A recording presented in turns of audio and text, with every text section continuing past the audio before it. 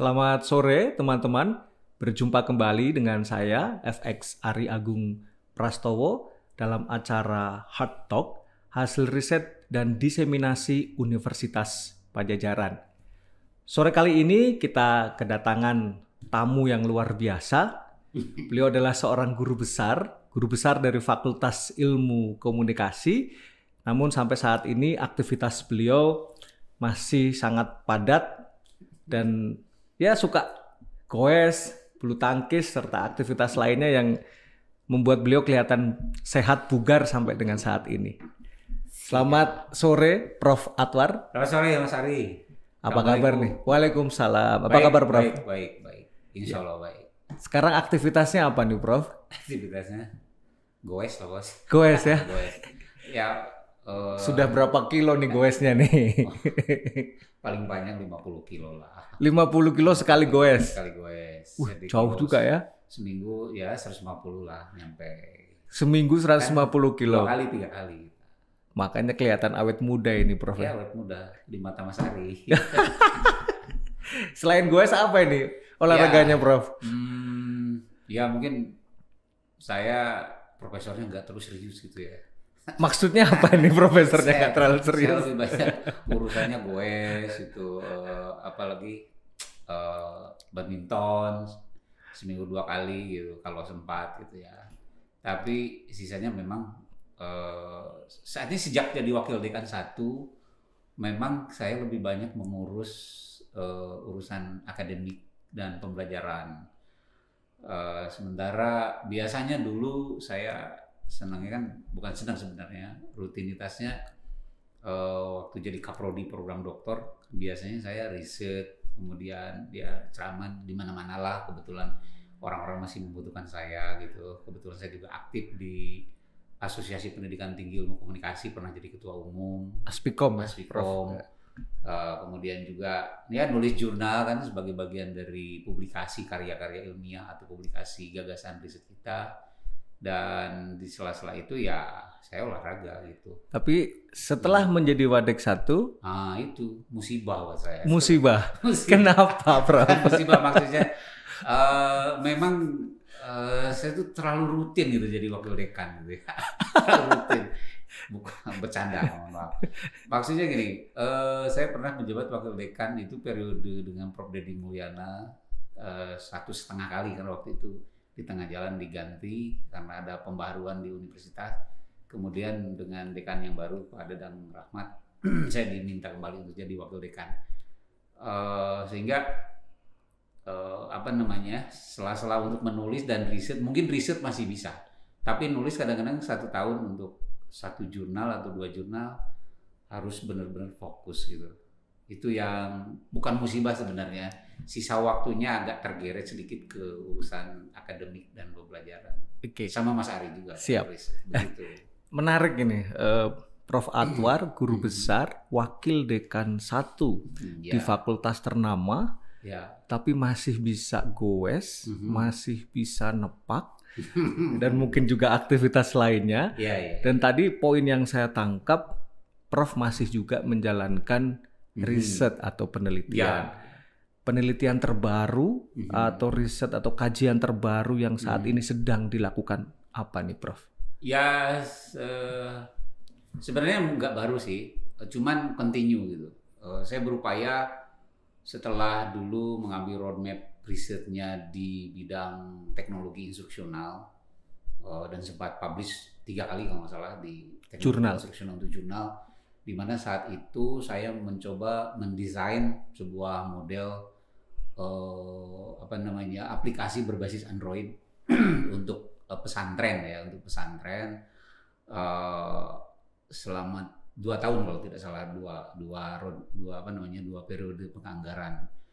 Alhamdulillah publish 3 jurnal di situ, yang satu Scopus Q2 kalau tidak salah, yang sisanya tidak Scopus, tapi jurnal internasional. Cuma setelah Pilpres 2019 gitu, dari teknologi itu saya banyak memperhatikan gitu, kok orang banyak berantem sih di sosial media gitu. Kemudian juga Pilpres mendorong iklim karena mungkin booming sosial media mulai ramai terutama di Facebook dan Twitter. Saya tertarik pada kebiasaan orang untuk berantem di sosial media. Nah, terminologinya waktu itu disebut dengan hate speech ya. Sampai sekarang mungkin masih banyak digunakan. Nah, mulai 2019, 2020, 2020, 2021 sampai 2022, mungkin sudah tahun berjalan, saya lebih banyak mengotak-atik riset tentang ujaran kebencian atau hate speech. Memang roadmap-nya agak geser gitu ya. Tapi ya itulah. Saya kadang-kadang risetnya zigzag gitu. Ini jangan ditiru ya sama Anda gitu. Tapi tetap punya kohortnya itu tentang teknologi komunikasi. Nah, dari mulai 2019 sampai 2022 barulah saya banyak berkutat di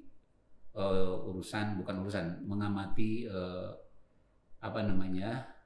ujaran kebencian. Dan yang terbaru saya mencoba karena saya melihat di data terakhir Digital Security Index Indonesia itu sangat buruk.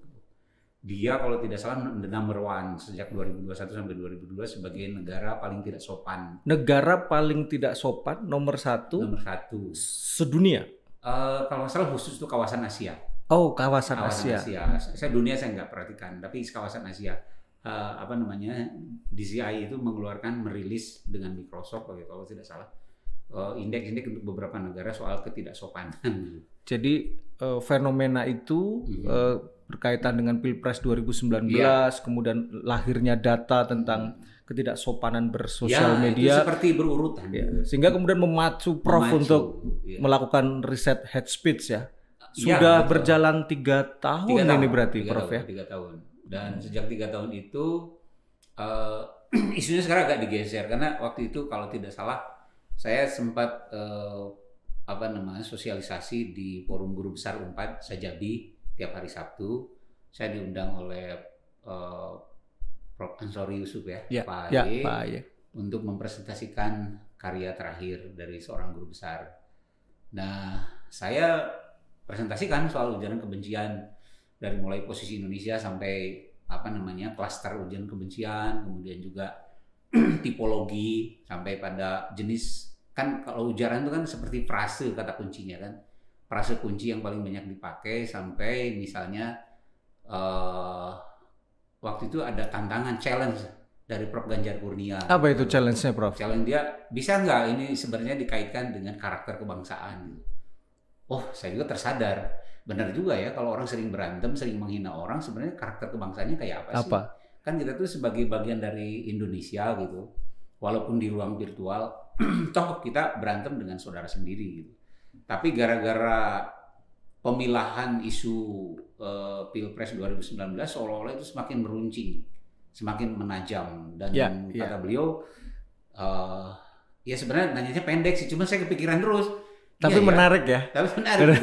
Apakah betul bahwa ujaran kebencian dengan posisi Indonesia yang paling tidak sopan di kawasan Asia itu menunjukkan ada pergeseran, dia menyebutnya ada pergeseran karakter kebangsaan. Nah, kalau boleh tahu nih Prof, berkaitan dengan tadi posisi nomor 1, indikatornya apa Prof? Kenapa kemudian Indonesia mendapatkan ranking 1 sebagai negara yang tidak sopan bersosial media? Sebenarnya saya tidak terlalu memperhatikan indikatornya mereka, cuman bagi saya itu tren, itu kan data tren. Ya. Data tren itu kan pasti ada parameter-parameternya yang bersinggungan dengan parameter ujaran kebencian. Tidak selamanya perilaku tidak sopan di sosial media itu menggunakan ujaran-ujaran kebencian, karena definisi ujaran kebencian kan bukan berbeda. Ada sedikit perbedaan dengan ketidaksopanan. Misalnya kalau di ketidaksopanan itu contoh saya tidak hafal semuanya. Itu ada beberapa indikator. Kalau tidak salah ada 6 atau 7 gitu. Misalnya kalau kita sudah menyebut gender ya laki-laki perempuan gitu, dengan sebutan tertentu apakah berorientasi seksual atau non seksual gitu, itu sudah tidak sopan. Kalau menggunakan indeks DCI gitu atau Digital Civility Index. Tapi kalau di ujaran kebencian harus ada lanjutannya. Sejauh dia memperlakukan dan menghina gitu, udah mulai masuk unsur menghina, berbau seksualitas gitu atau berbau sex harassment, kekerasan secara verbal, dan menyinggung komunitas perempuan atau kelompok perempuan, barulah masuk pada ranah ujaran kebencian. Tapi riset Prof. Atwar ini lebih banyak didominasi oleh perspektif politik atau ini yang saya juga sampai sekarang bingung. Bukan bingung sebenarnya. Saya tuh sebenarnya lebih pemetaannya boleh disebut mungkin saya dari perspektif saya tuh kalau menyebut diri tuh saya tuh orangnya ya menafsir aja, interpretif aja sih pendekatannya, enggak tren apakah kritikal atau enggak. Itu bukan fokus saya gitu atau bukan interest saya. Tiap peneliti kan punya interest ya. Kayak Mas Ari kan senangnya risetnya PR gitu, orang kaya-kaya lah gitu ya. Borju gitu. Amin. Riset saya tuh sebenarnya fokusnya tidak terlalu berorientasi politis, tapi objek kajiannya memang urusan politis, dimulainya dari sana. Misalnya starting point-nya kan Pilpres 2019 ya. Kalau Pilpres kan urusannya politik. Tapi narasi-narasi ujaran kebencian itu kadang-kadang tidak berorientasi politik walaupun di momentum politik. Misalnya saya menyusun penelitian tahun 2020-2021. Ujaran kebenciannya sama sekali tidak ada urusan politik, tapi urusannya pandemi COVID-19. Boleh disebutkan keyword atau kata kunci yang ditemukan berkaitan dengan ujaran kebencian dalam perspektif kesehatan tadi ya? Ya, sebenarnya perspektifnya kesehatan gitu. Tapi setelah ditelusuri ternyata bergeser ke arah urusan politik. Misalnya, kebetulan saya dibantu oleh salah seorang peneliti big data analitik ya, mungkin Mas Ari tahu lah, Mbak Tika ya. Mbak Tika, tolong dong susun isu paling dominan di era COVID-19 19 2020-2021. Ternyata 10 isu itu politik hanya nomor 1 atau 2 gitu ya.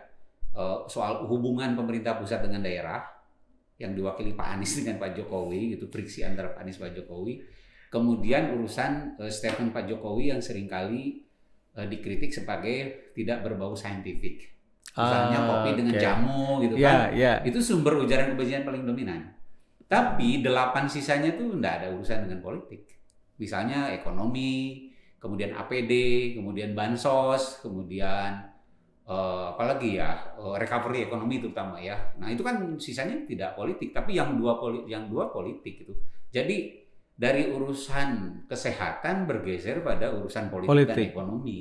Gitu. Karena ujungnya ke pemerintah tadi. Ya, ujung-ujungnya serangan ujaran kebencian pada status quo. Ya. Gitu. Karena mereka bertanggung jawab atas terjadinya pandemi saat ini. Betul. Nah, apa Pak kata kunci atau frase atau term yang paling muncul di objek riset Bapak? Di sini sosial media, spesifik ke Twitter atau Instagram atau Facebook? Di awal riset karena waktu itu hibahnya lumayan besar. Nggak besar ya, sebenarnya lebih longgar untuk saya. Karena belum pandemi ya Pak? Belum pandemi. Jadi fokus. Belum ada relokasi dana untuk pandemi. That's right. Jadi awal 2019 sampai 2020 dan 2020-2021 itu fokus riset saya di sosial medianya Facebook sama Twitter. Walaupun Facebook waktu itu agak susah mengorek datanya karena kan ditutup API-nya. Nah Twitter enggak kan, Twitter open gitu kan. Kita mau ngambil data sebanyak apapun oke, dari akun manapun. Facebook enggak. Jadi untuk Facebook waktu itu masih sempat dibuka beberapa kali dan saya mencoba konsultasi dengan orang-orang IT gitu ya, bisa Pak dibuka gitu. Nah dengan mekanisme data mining waktu itu saya mengumpulkan sekian ribu komentar di 2 penelitian periode sebelumnya, lalu saya analisis gitu. Jadi medianya Facebook dan Twitter. Tapi yang terakhir yang berkaitan dengan integritas itu tadi, karakter kebangsaan, saya coba fokus di Twitter aja karena gini, ketika siklus politik agak menurun gitu pengamatan saya, siklus ujaran kebencian cenderung menurun juga. Tapi tertolongnya riset saya itu pandemi kan peran pemerintah sangat besar, sangat sentral, sangat strategis. Jadi pandemi muncak lagi tuh, makanya pada saat pandemi itu kurang lebih ada 500 sampai 600 akun yang ditutup sama Polri. Karena dia seringkali melemparkan ujaran-ujaran kebencian.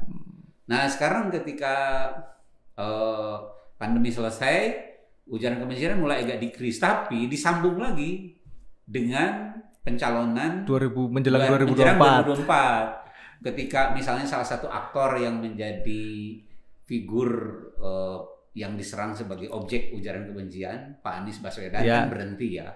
Sorry menyebut nama ya, nggak bisa Nggak dihindari, apa-apa, Pak. nggak bisa dihindari. Ya, nggak apa-apa. Ketika Pak Anies Baswedan tuh walaupun berhentinya sekarang secara politis, tapi selama pandemi itu selalu menjadi objek bullying atau ujaran kebencian.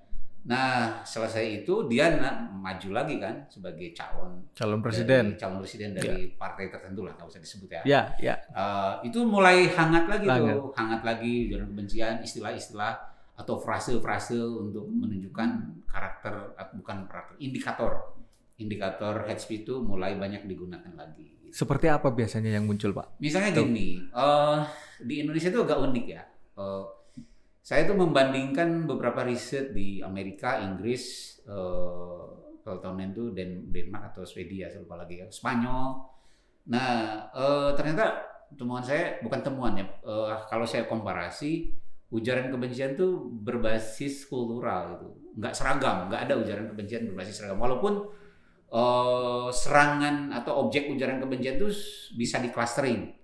Misalnya gender, xenofobia, kemudian retarded, orang-orang difabel gitu, kemudian ideologi, agama dan sebagainya, atau para migran gitu ya. Itu biasanya itu sudah menjadi objek yang umum. Tetapi frase yang digunakannya berbeda antara satu culture dengan culture yang lain. Jadi background latar belakang budaya Betul, mempengaruhi. Misalnya ketika saya presentasi di China misalnya, kenapa di tempat kamu kok kodok bisa menjadi frase penanda ujaran kebencian secara semiotik ya? Ya iya, karena secara kultural presiden kami senang melihara kodok lalu disebutlah Jokowi kodok gitu misalnya kayak gitu ya.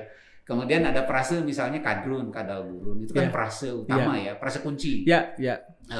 Kenapa itu? Karena berbasis kultural penyerangan terhadap satu kelompok ideologi dan agama tertentu yang menjadi representasi dari kelompok itu gitu. Jadi gitulah uniknya ujaran kebencian. Nggak bisa dibawa ke Amerika bahwa tadpole atau kodok itu adalah ujaran kebencian, nggak bisa. Tadi Bapak sempat menyebut nama-nama negara dari luar. Ya. Artinya bahwa fenomena ujaran kebencian itu fenomena mendunia, bukan hanya di Indonesia.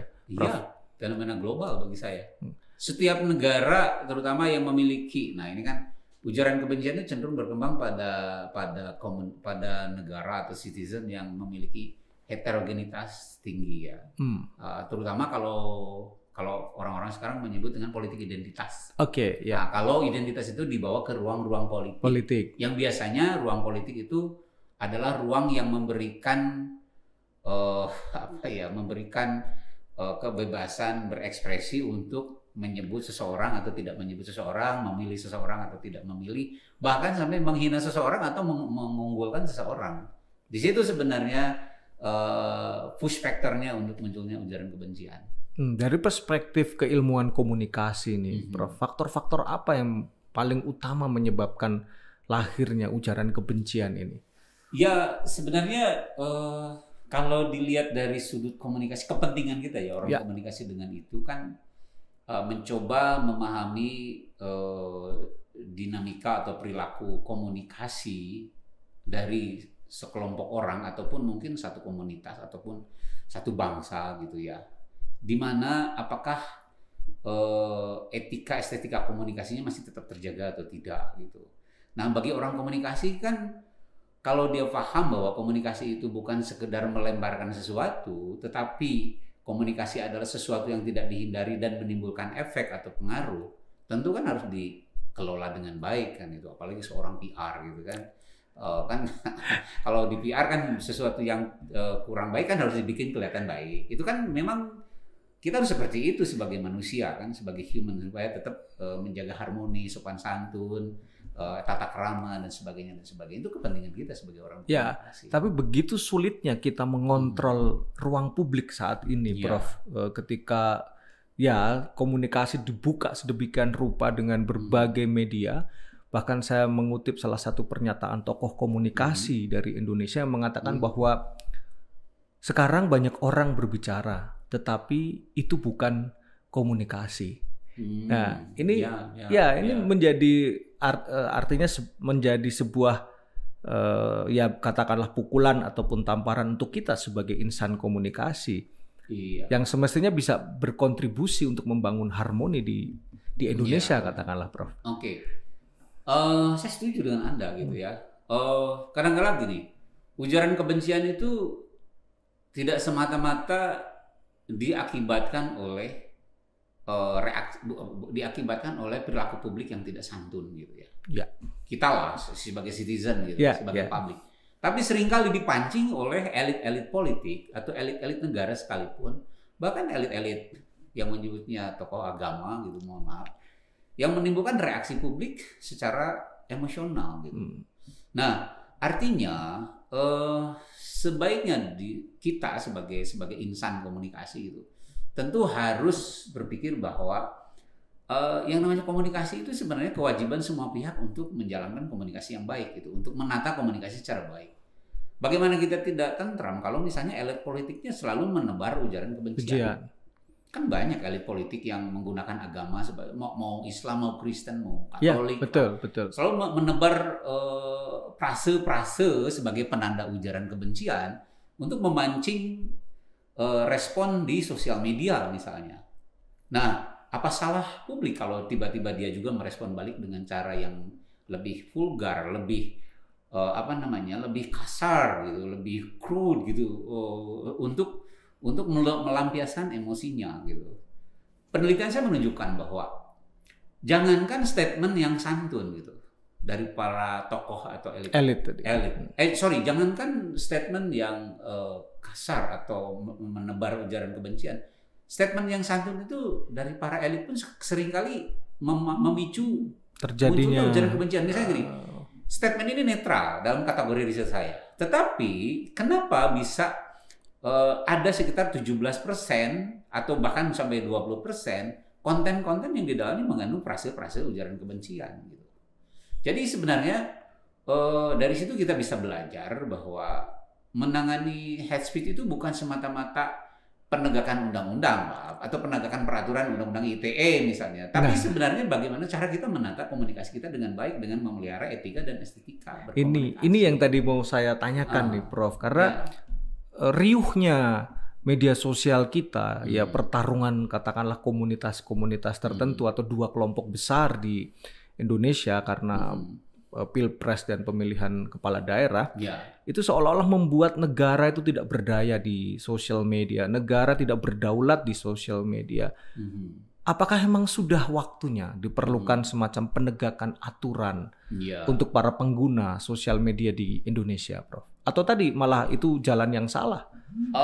Saya kira penegakan aturan itu sesuatu yang saya tidak bisa dihindari ya, karena ini kalau melihat juga dengan pengalaman negara-negara yang lain gitu, mungkin pada fase tertentu gitu penegakan aturan itu bisa menjadikan bahan pembelajaran bagi publik gitu atau bagi siapapun. Menggunakan ujaran kebencian dalam ruang publik itu kan tidak boleh sembarangan gitu kan. Ruang publik milik bersama kok, supaya kita tetap nyaman, tetap aman, bahagia gitu orang menggunakan sosial media. Tapi tiba-tiba misalnya digunakan untuk kolom saling menyerang satu sama lain, misalnya oposisi dan pro pemerintah, baik terhadap kebijakan apapun gitu. Itu kan menjadi komunikasi kita menjadi tidak nyaman gitu, tidak harmoni gitu. Permasalahannya sekarang adalah harus dimulai dari mana gitu. Harus dimulai dari penegakan aturan. Bagi saya untuk saat ini menjadi sesuatu yang tidak bisa ditawar. Artinya harus gitu, harus. Karena kelihatannya sih respon publik atas kebiasaan menggunakan ujaran kebencian itu semakin lama semakin menjadi hal yang biasa gitu, dan semakin canggih, semakin sophisticated gitu. Contoh lah, saya nggak perlu misalnya untuk menghina Mas Ari untuk mengatakan secara tanda-tanda physically gitu, nggak perlu. Dengan kata otak saja itu bisa menjadi penanda adanya ujaran kebencian dalam hitungan saya. Kan sebenarnya secara linguistik bisa dimodelkan juga secara statistik. Misalnya probabilitas untuk munculnya ujaran kebencian ketika kata otak digunakan dalam ruang Twitter itu cenderung tinggi. Karena otak setelah digunakan menjadi narasi politik dan narasi para pengamat sosial ya. Misalnya ketika kata kadrun muncul dan digandengkan dengan otak kadrun itu sudah berubah menjadi statement ujaran kebencian. Muncul lagi disusul lagi dengan otak komunis, otak kodok. Wah, itu kata otak itu menjadi trigger gitu. Nah, akibatnya apa? Menurut saya dengan artinya setiap orang tidak perlu menunjukkan bahwa kamu komunis gitu, kamu misalnya ya, kamu pendukung A, pendukung B, nggak harus gitu. Dengan menyebut kata otak dan identitas kelompok tertentu sudah selesai, itu sudah masuk pada ruang-ruang ujaran kebencian. Makanya saya kira ini harus dipahami. Sekarang masalahnya bukan hanya sekedar masalah sosialisasi, bukan masalah pengingatan, bukan internalis, tapi penegakan aturan bisa menjadi model untuk memberitahu pada publik bahwa Anda berhadapan dengan aturan hukum yang jelas, dan Anda juga berhadapan dengan kepentingan orang lain untuk lebih nyaman berada dalam ruang sosial media. Nah, gitu. Riset ini apakah menghasilkan model tertentu, Prof? Tentunya harapannya model ini bisa menjadi sebuah rekayasa sosial untuk bisa meredam. Atau paling tidak meminimalisir ujaran kebencian ini terus terjadi dan terjadi. Apakah riset itu menghasilkan model tersebut? Mungkin saya intervensi ke arah itu tentu adalah tuntutannya, harus gitu. Makanya kita kan dalam dunia riset ada yang disebut dengan istilah brikola gitu, brikola atau brikolage gitu. Artinya setiap riset dalam kondisi yang bermasalah harus menawarkan solusi-solusi alternatif, bahkan solusi yang istilahnya bisa berdampak pada masyarakat. Tentu itu harus diupayakan. Nah, tahap awal memang saya mencoba menawarkan dulu konsep-konsep klasifikasi ujaran kebencian ala Indonesia gitu. Atau ala kita ya. Misalnya karena kita punya kultural sendiri, betul. Misalnya tipologi ujaran kebencian, misalnya ada yang humiliation ala Indonesia gitu. Gimana sih cara menghinanya orang Indonesia di sosial media gitu. Kemudian ada retarded gitu. Retarded itu gimana sih orang Indonesia cara memperlakukan orang kaum difabel gitu. Atau misalnya swearing, gimana sih ngumpatnya orang Indonesia gitu. Itu saya klasifikasikan dulu sampai tercipta misalnya atau terbentuk 8 atau 9 klasifikasi model ujaran kebencian ala Indonesia. Nah, kemudian tahap berikutnya, kalau memang frase-frase itu, misalnya kata kerja apa yang paling dominan atau kata sifat apa yang paling banyak. Misalnya kata sifat ini paling banyak dipakai untuk ujaran kebencian. Nah, selanjutnya dari situ kita harus menawarkan kalau memang gitu, kalau memang itu polanya sudah menetap, sudah bisa divalidasi, keinginan saya adalah sebenarnya saya lebih berorientasi pada edukasi secara formal gitu, bukan edukasi ya, penegakan aturan secara formal. Kalau sosialisasi kan menghadapkan dengan ruang publik kan susah ya, bagi saya gitu.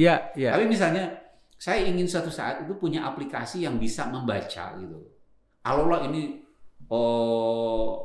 ruang sosial media itu penuh dengan narasi-narasi banyak.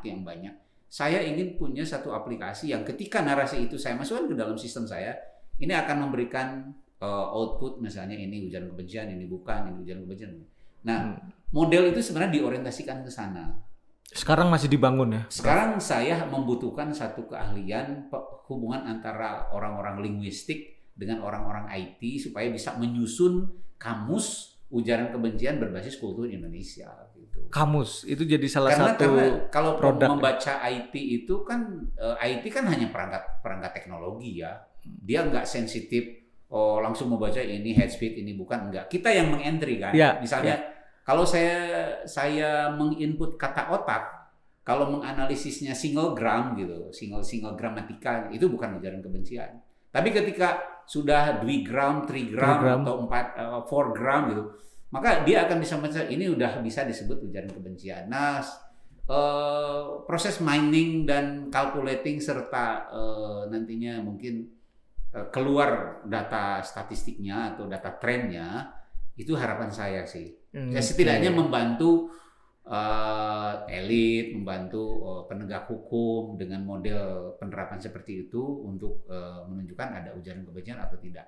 Saat ini memang kalau saya amati di beberapa negara dan beberapa riset di Indonesia juga ternyata udah ada populasinya masih terbatas gitu. Populasinya masih terbatas. Misalnya hanya membaca sekitar 500 sampai 1000 percakapan gitu. Kalau saya kan pinginnya sih jutaan percakapan gitu. Seperti orang menggunakan social network analysis gitu. Ketika saya konsultasikan dengan beberapa teman, ya berarti kita butuh tenaga ahli di bidang IT yang bisa merekayasa itu, dan kemudian orang-orang linguistik yang mendefinisikan itu sebagai frase atau kata ujaran kebencian atau bukan. Nah, saya tertarik dengan kamus tadi, Prof. Apakah kemudian kamus tadi itu bisa digunakan sebagai referensi, katakanlah tadi penegak hukum, untuk bisa menegakkan tadi aturan atau undang-undang ITE itu tadi? Iya. Jadi seharusnya begitu, arahnya ke sana gitu. Kamus ini kan tidak berupa buku isinya seperti kamus yang konvensional. Misalnya. Tapi kamus itu adalah pedoman ketika kita meng-entry ke dalam sistem untuk yang nanti kan berupa perintah-perintah gitu, berupa standar teknologi untuk menetapkan ini masuk atau tidak masuk, kan begitu ya. Jadi saya harus menginventarisir dulu tuh kata-kata yang bisa menunjukkan indikasi ujaran kebencian atau tidak. Itulah yang saya sebut kamus. Gitu. Baik, Prof, tanpa terasa nih sudah Sudah berlangsung. 30 menit ya. Padahal masih banyak dong. Masih banyak dong. Saya juga masih ingin menggali banyak hal. Belum lagi bicara karakter kebangsaan. Ini belum sampai situ tadi, padahal menarik. Statement terakhir, Prof, untuk para pelaku ujaran kebencian ataupun untuk para elit yang tadi ikut serta dalam membangun ujaran kebencian, apa yang bisa Prof sampaikan? Ya, sebenarnya ini baru hipotesis saya sih, bahwa representasi dominannya ujaran kebencian itu indikator karakter kebangsaan kita sedang dalam terancam gitu ya. Bukan terancam ya, karakter kebangsaan kita dalam kondisi tren yang menurun begitu. Itu yang harus kita pikirkan. Oke lah, riset hanya sebatas riset, tapi kalau ditemukan data seperti itu kan kita juga harus merenung ya, bahwa ada sesuatu yang tidak beres dengan sistem kita. Bukan salah siapa ya, salah semua pihak, termasuk elit, termasuk aktor politik, termasuk pengambil keputusan negara gitu. Maka berhati-hatilah dengan statement-statement komunikasi yang dinarasikan dalam ruang sosial media. Begitu, karena kan tercatat ya. Begitu, Mas. Baik. Kalau bisa ini jangan diposting di sosial media. Terima kasih, Prof. Baik, teman-teman Hard Talk, ini obrolan atau bincang-bincang kita berkaitan dengan ujaran kebencian.